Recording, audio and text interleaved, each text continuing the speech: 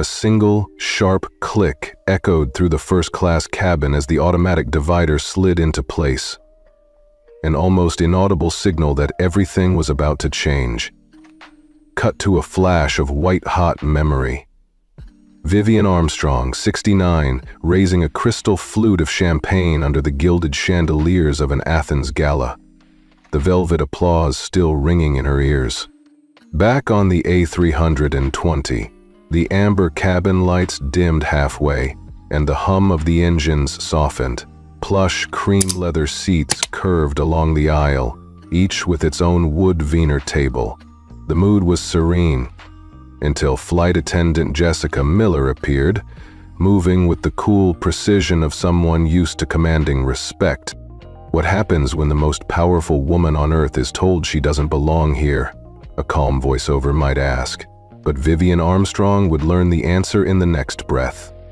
Jessica paused at seat 10A, her polite smile flawless, then spoke with unexpected steel. "Ma'am, we need you to vacate this seat. It's been reassigned to another VIP guest." Her hand hovered over the sleeve of Vivian's tailored blazer, pressed that very morning in Monaco, and then gently but firmly tugged. Vivian's heart thundered, each beat pounding like a warning drum. She froze, fingertips grazing the soft leather armrest as disbelief flickered across her sapphire-hue eyes. At 69, she had negotiated billion-dollar deals and steered her logistics empire through every storm. But never had she felt so rawly exposed. Behind her, the cabin exhaled into tense silence. Neighbors shifted, their polite chatter evaporating as curious glances sharpened into scrutiny. A discreet phone camera slid up in 1B, its lens trained on the unfolding drama. Vivian sensed the threat before she saw it, a determined white passenger draped in haute couture, glaring from the next row as though staking a territorial claim. In that suspended moment, the sanctuary of first class turned into a battlefield. The soft click of anticipation was louder than any applause she'd known. Yet Vivian drew a steadying breath, reminded herself of every boardroom showdown she'd won, and quietly vowed that this humiliation would be the spark for her greatest victory. Just hours before, under the golden glow of Athens's greatest ballroom, Vivian Armstrong stood at the center of a sea of admirers. The ornate hall was dripping with crystal chandeliers, their light dancing over marble columns and velvet drapes.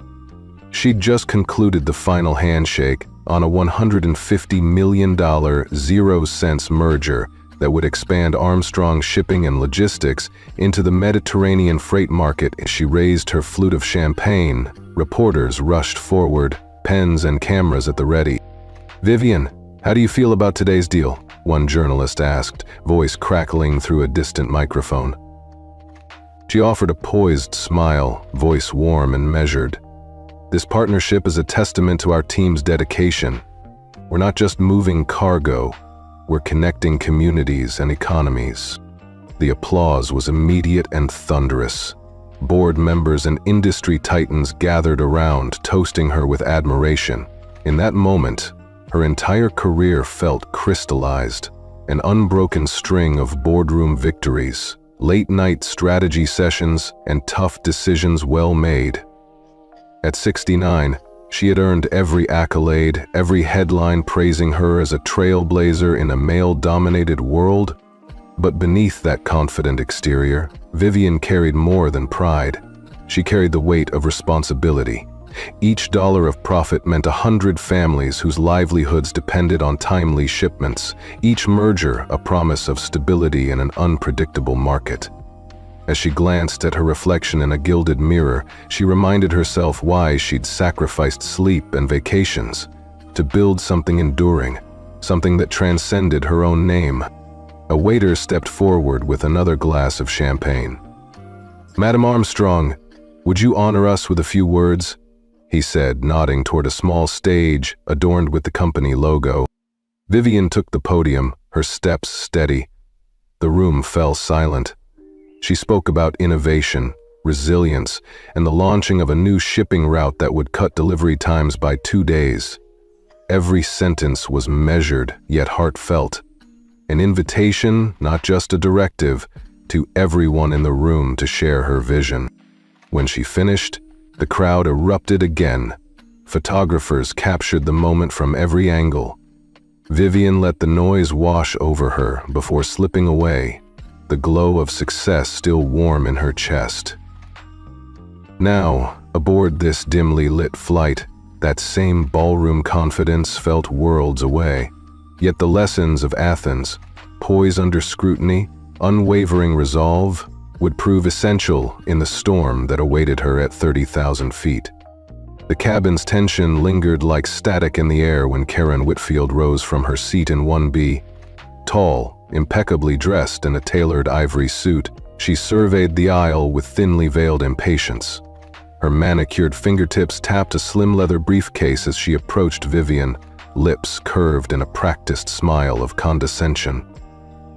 "Excuse me," Karen said, voice soft but dripping entitlement. "This seat belongs to me. I've flown this exact route a dozen times." She didn't wait for an answer. With a subtle motion, she let a stack of crisp bills slide from her designer clutch into Flight Attendant Jessica Miller's coat pocket. The exchange was almost invisible, just a light brush of fabric against fabric, but Jessica's eyes flickered and her posture straightened. Vivian's gaze followed the transaction, her pulse quickening in quiet outrage. She'd seen power wielded in boardrooms, but this small, surreptitious bribe stung more fiercely than any hostile takeover. Around them, passengers shifted uneasily in their seats. A discreet camera lens emerged from a nearby armrest. Another smartphone lit up. The realization spread. Privilege wasn't just claimed with money, it was enforced in whispers and half-smiles. Karen leaned in, planting one hand lightly on the armrest as though marking territory. "You must understand," she continued, "our loyalty program reserves this seat for our most dedicated members." She glanced pointedly at Vivian's handbag, a sleek, unbranded tote that spoke of quiet confidence rather than flashy logos. "I'm certain you'll appreciate our policy." For Vivian, fury simmered beneath her calm exterior. It wasn't simply about a seat, it was about respect. About never having to beg for what she had rightfully earned. She'd navigated billion-dollar negotiations with more grace than this display of ostentation. Yet as Jessica offered a forced apology, Vivian felt the ache of injustice deepen, a burning resolve coalescing behind her sapphire blue eyes. Around the cabin, murmurs rose. Some passengers exchanged knowing looks, others stared at their screens, fingers poised to capture the next move. In that moment, Vivian understood that every suppressed indignity added fuel to a larger fire. She inhaled a steadying breath, her mind already plotting the next strategic step. This battle wouldn't end with a seat swap. It would end with a reckoning. Vivian barely had time to collect herself when a new figure appeared at the front of the cabin. Trevor Davis, the first-class supervisor, strode in with purposeful steps, his crisp uniform immaculate, his expression unreadable. He paused beside Jessica Miller, who stood ramrod straight in deference.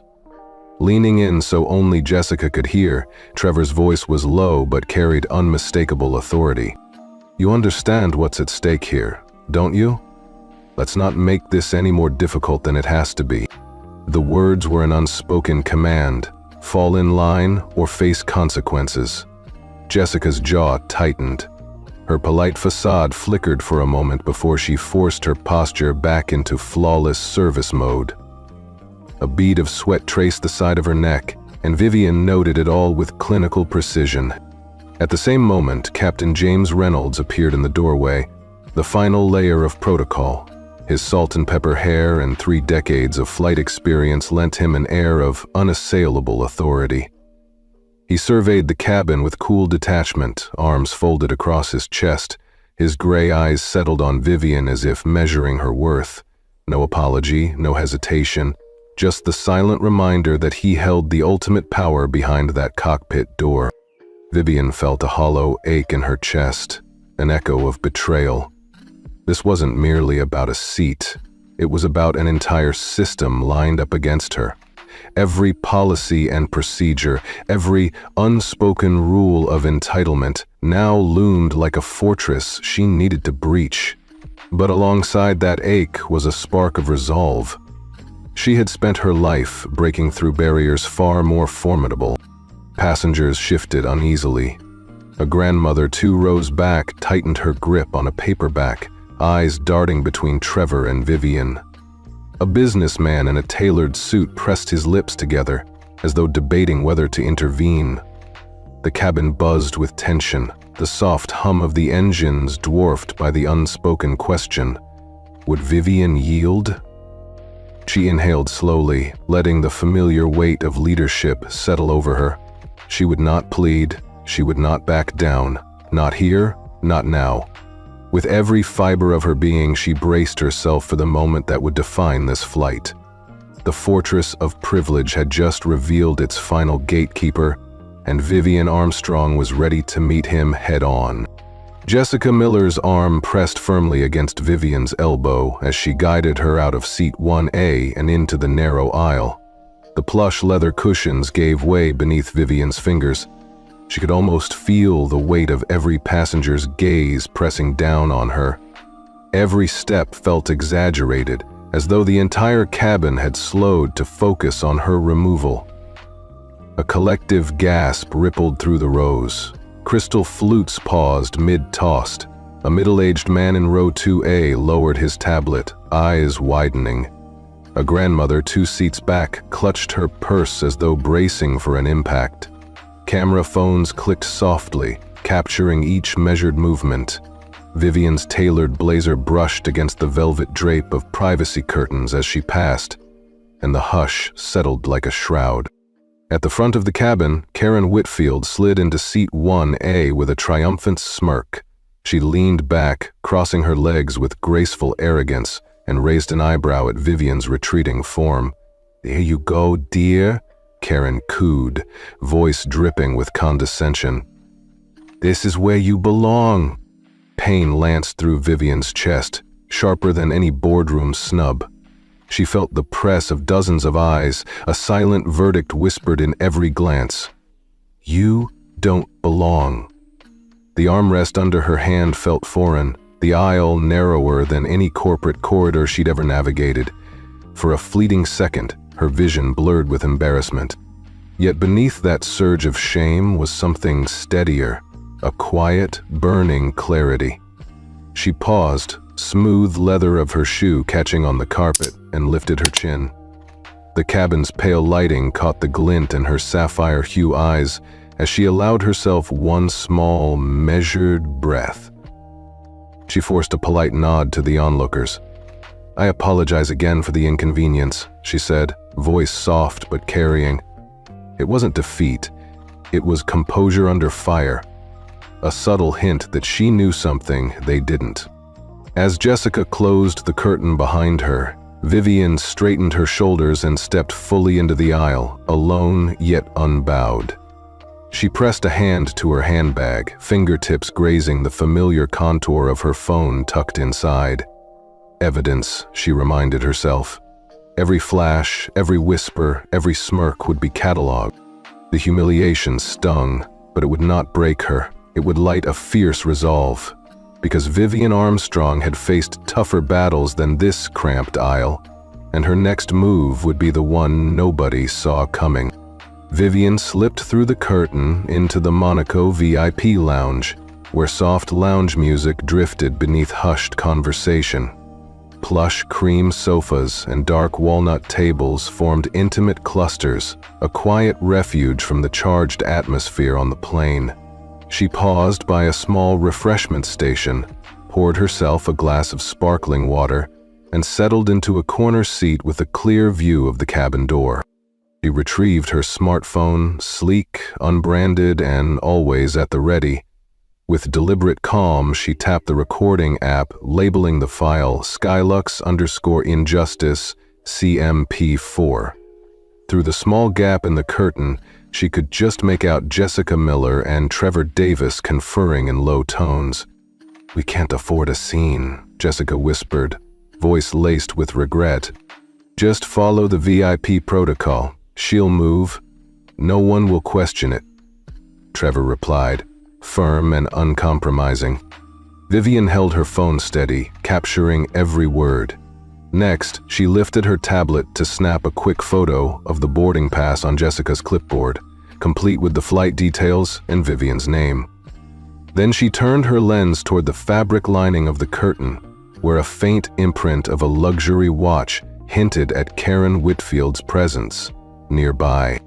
Each click and whisper added to her quiet dossier: the unauthorized bribe, the thinly veiled threats, the rigid enforcement of privilege.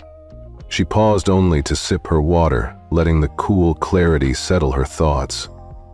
This wasn't chaos. It was data. Every detail mattered. Across the lounge, a discreet security camera blinked. Vivian made a mental note to request that footage later. She thumbed back to her phone's gallery, confirming the recordings and photos were automatically backing up to her encrypted cloud folder. No risk of deletion, no chance of losing the evidence. As the minutes passed, she reflected on her grandmother's words. "Gather your case before you raise your voice." Vivian smiled faintly. She'd done precisely that. The sting of humiliation had transformed into meticulous resolve. Finally, she stood and straightened her blazer. With one last glance at the curtain, she slipped her phone into her handbag. No dramatic flourish, no public outburst, just a silent strategist returning to the battlefield. Because Vivian Armstrong knew that in the war for justice, the quietest moves often proved the most powerful. Moments after Vivian slipped back onto her seat, the cabin's hushed tension cracked with the bright glow of smartphone screens. Samantha Brooks, seated one row over, had raised her phone and begun recording in silent determination. Her lens captured every detail, the subtle exchange of cash between Karen Whitfield and Jessica Miller, Trevor Davis's stiff posture as he issued his whispered threats, and the precise instant Jessica's hand tugged Vivian from 1A. Samantha's fingers moved with practiced ease as she toggled to live stream mode. A soft notification popped up. Live Skylux Flight 247 discrimination in first class. Within seconds, viewers from around the globe tuned in. The viewer count climbed. Hundreds, then thousands, as onlookers watched this quiet injustice unfold in real time. Comments flashed by. "Unbelievable. Where's the captain? Justice for Vivian?" That hashtag caught fire. Passengers glanced at glowing screens, sharing conspiratorial smiles. A grandmother in row 3 lifted her tablet to capture the scene too, adding her own impromptu commentary. "Watch this. She won't go quietly." Back at her seat, Vivian felt her phone vibrate against her thigh. She peeked at the alert. Twitter, Facebook, TikTok, all buzzing with "Justice for Vivian." A surge of warmth spread through her chest. She wasn't just facing this alone in a narrow aisle. She had an army of strangers rooting for her. Have you ever witnessed something so blatantly wrong that you felt compelled to act? That's what those live streams did. They turned bystanders into participants, amplifying a single act of courage into a collective demand for accountability. As the flight continued, the cabin became a hive of whispered solidarity. A businesswoman in a crisp gray suit caught Vivian's eye and gave a discreet nod. A young father tapped out a tweet. Even Trevor glanced up, confusion and alarm flickering across his face as he realized the stakes had grown far beyond this flight. Meanwhile, Samantha's video racked up shares at lightning speed. By the time the seatbelt sign blinked off, Justice for Vivian was trending worldwide. News outlets began reporting on the clip, framing Vivian's removal as emblematic of a much larger struggle against privilege and prejudice. Vivian exhaled, a quiet smile touching her lips. The private pain of humiliation had transformed into a public outcry for fairness. In that moment, she understood. The world was watching, and it was ready to demand change. 5 minutes had barely elapsed since Vivian Armstrong was unceremoniously jettisoned from 1A, yet the cabin's simmering tension was about to erupt. With quiet precision, Vivian slipped her phone from her handbag and tapped her secure line. The screen confirmed her authority. An executive-only, override protocol button linked directly to her parent company's flight control system. Emergency diversion, her soft voice instructed. Onboard systems chirped in acknowledgement. In the cockpit, Captain Reynolds frowned as the autopilot indicator blinked from green to red. The cabin intercom crackled to life. "Ladies and gentlemen, this is your captain. We are receiving urgent instructions from the airline's corporate headquarters. This flight will be diverted to Nice Côte d'Azur Airport. First-class service is suspended until further notice. We apologize for any inconvenience." A collective gasp rippled through first class. Karen Whitfield's triumphant smirk froze, replaced by wide-eyed disbelief. Trevor Davis clutched the armrest as the plane gently banked. Flight attendants exchanged stunned glances.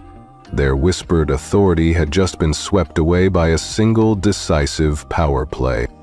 Vivian steadied herself against the wall of the lounge, heart racing with vindication. She watched through the curtained window as the cabin's mood shifted from smug entitlement to open astonishment. Passengers who had once stared coolly now leaned forward, peering through the divider, their phones ablaze with live-stream comments. Did she just hack the plane? That's corporate justice right there. Justice for Vivian, trending faster than you could say autopilot. In the cockpit, Captain Reynolds's fingers flew over the touchscreen controls, confirming the diversion and notifying ground staff. He cleared his throat, forcing his voice calm. "Please remain seated with your seatbelts fastened. Ground services in Nice have been alerted to assist us." Vivian slipped back into view, standing tall as the divider retracted. Her sapphire blue eyes caught Karen's, reflecting quiet satisfaction. No applause broke out, but the charged energy in the cabin was palpable. This was the moment her silent strategy crystallized. She didn't need to shout. She merely needed to flip the switch. As the Airbus glided toward the French Riviera, Vivian allowed herself a small, private smile. The physical shift in direction mirrored the shift in power, from a system that sought to humiliate her to one that answered her call, and did so on an international stage.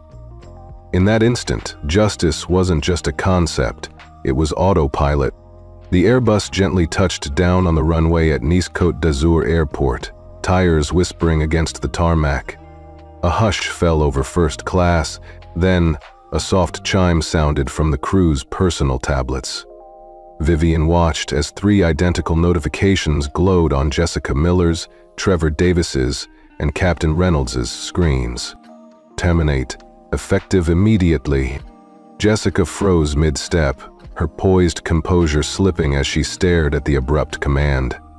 Trevor's jaw clenched, his neatly pressed uniform suddenly felt like a noose. Captain Reynolds's hand hovered above the console, eyes widening in disbelief. A ripple of astonishment coursed through the cabin. Phones clicked and whirred as passengers recorded the scene. A businesswoman in 2C let out an exhilarated gasp. Someone behind Vivian let loose a celebratory whoop. "They're actually doing it," murmured a grandmother nearby, her eyes shining with vindication. Vivian stood by the open divider, arms folded, her sapphire ubiquity steady. She'd orchestrated a corporate coup in mid-air, and now the fallout was unfolding in real time. No triumphant speeches, no parade of justice, just a quiet, inexorable cascade of accountability. Jessica lifted her head, voice trembling as she addressed the cabin. "Ladies and gentlemen, I have no words to explain this further. I am sincerely sorry." She turned and hurried down the aisle, shoulders hunched under the weight of shame. Trevor remained rooted to the spot, staring after her while Captain Reynolds cleared his throat and flicked off the recorder in the cockpit. He walked back to the doorway, face pale. "This flight crew has been relieved of duty under corporate directive," he announced, voice hollow. "Ground staff will escort us from the aircraft." The energy in the cabin shifted from disbelief to triumph. Vivian felt a rush of satisfaction, not bitter glee, but the calm assurance that justice had been served. She imagined the headlines already writing themselves. "First-class crew fired mid-flight in landmark discrimination case." Passengers exchanged high fives and smiles. A young man in a navy blazer leaned over to Vivian and whispered, "You, ma'am, are a legend." She offered a polite nod and a small smile, enough to acknowledge their support without making a grand spectacle. As ground personnel approached, Vivian slipped back into her seat, steady and composed. The chapter of humiliation had closed, the chapter of accountability had begun. In that moment of silent victory, she allowed herself one private thought. Sometimes, the most powerful statements are made without a single raised voice. Back on solid ground, the world outside waited with bated breath. Within minutes of the Airbus parking at Gate 12, Skylux Airlines issued a terse but seismic press release, dispatched simultaneously to Reuters, CNN, and every major newswire. The headline blazed across screens: "Skylux Airlines terminates 3 first-class crew members without delay after in-flight discrimination incident." The statement was clinical.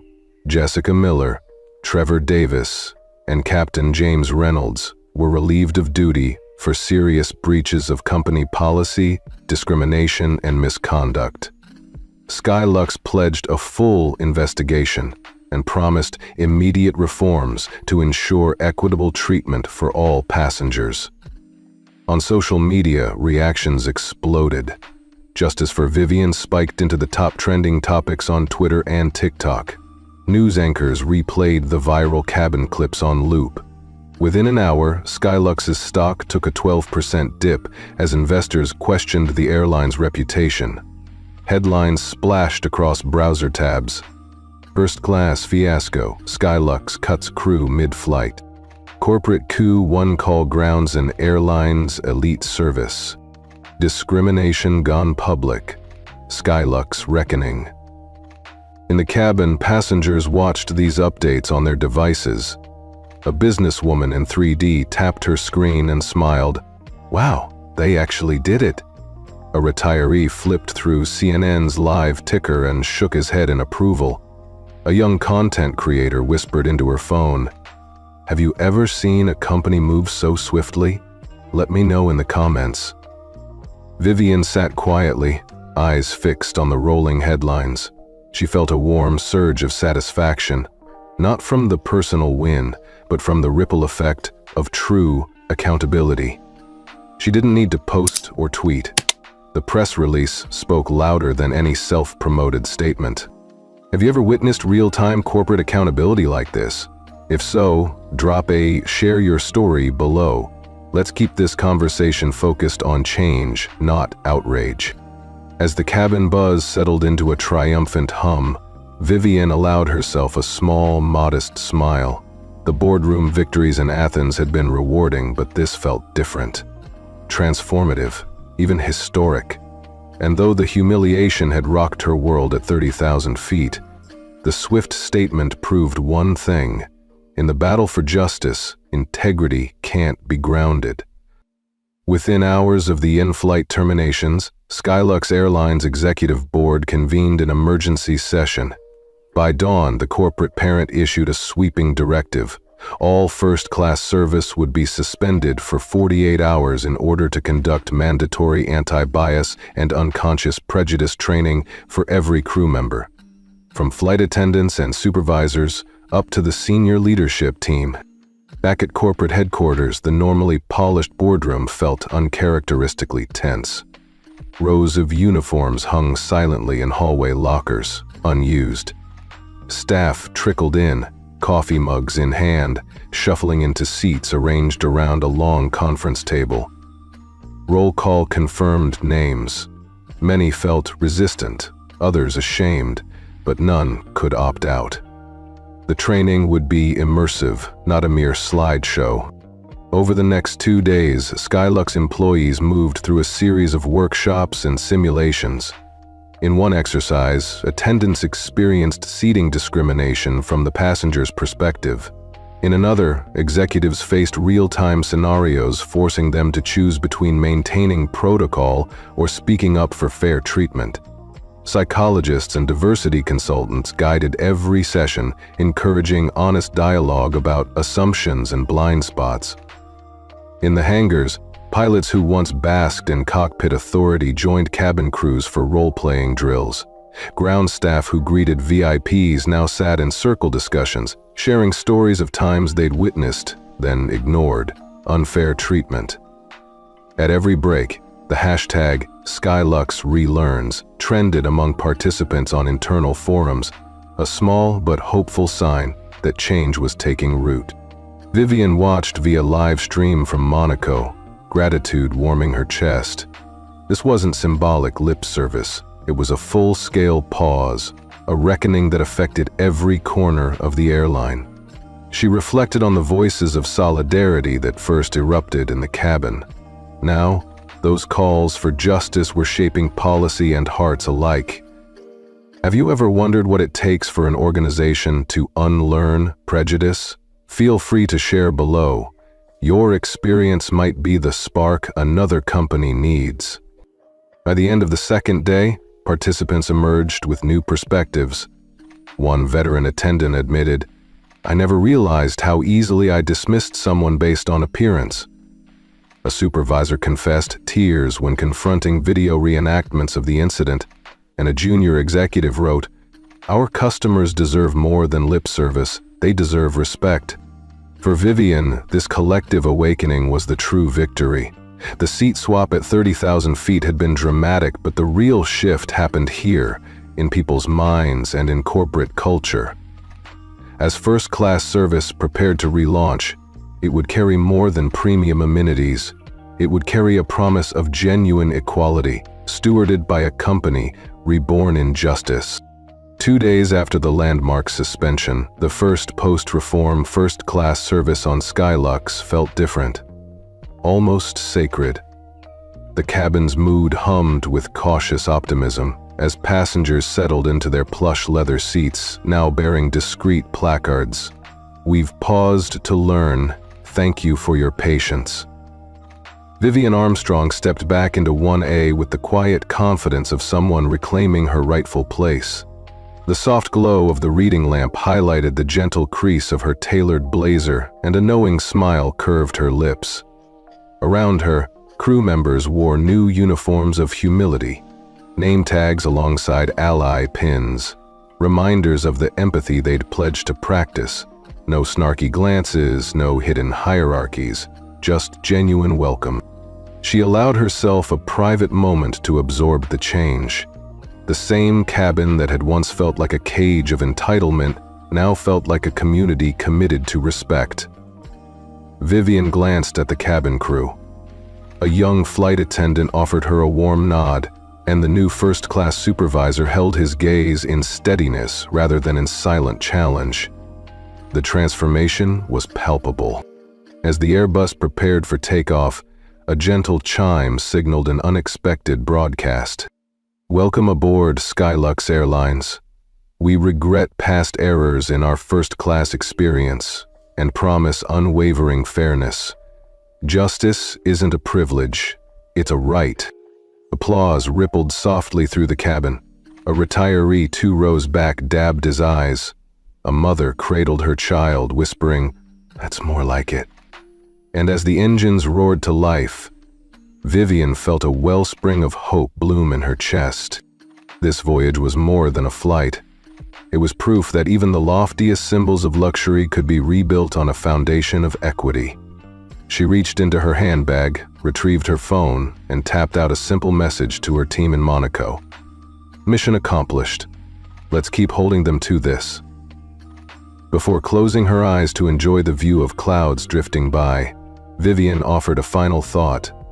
Quiet, but firm, much like the woman herself. Justice is a right, not a luxury. Never forget that every seat in life belongs to someone deserving. And with that, the Airbus climbed higher, carrying passengers and an entire airline toward a new era where dignity flew alongside every boarding pass.